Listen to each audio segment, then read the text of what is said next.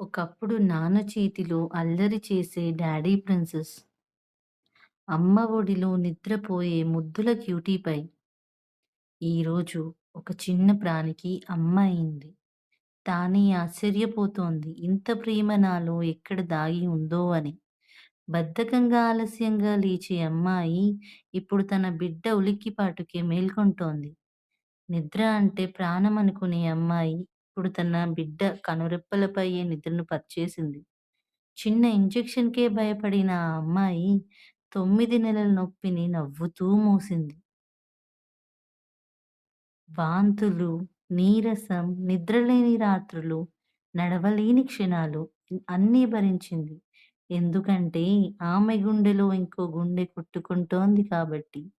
Operation గదిలో కన్నీళ్లతో వణికిన ఆ క్షణం, తర్వాత వినిపించిన తన బిడ్డ మొదటి ఏడుపు అంతే.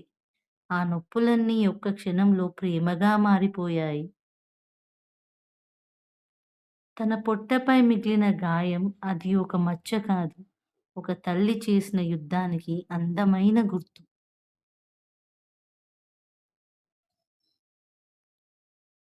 తన శరీరం మారింది. తన రూపం మారింది.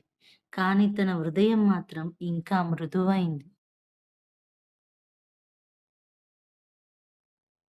కొంచెం అహంకారంగా ఉండే అమ్మాయి ఇప్పుడు తన బిడ్డ నవ్వు కోసం తన కోపాన్నే మర్చిపోయింది.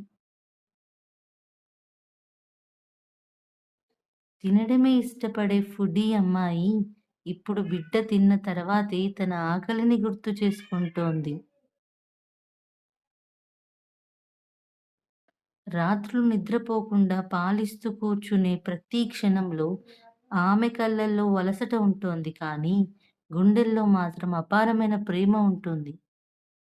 ఒక అమ్మాయి తల్లిగా మారడం అంటే కేవలం బిడ్డకి జన్మనివ్వడం కాదు. తనని తానే మళ్ళీ పుట్టించుకోవడం. తన రక్తాన్ని ప్రేమగా మార్చడం. తన నొప్పిని బలంగా మార్చడం. తన ఊపిరిని ఒక చిన్న ప్రాణంగా మార్చడం. గర్భంలో బిడ్డ పెరిగింది. కానీ అదే సమయంలో ఒక అమ్మాయి గుండెలో అమ్మ కూడా పుట్టింది.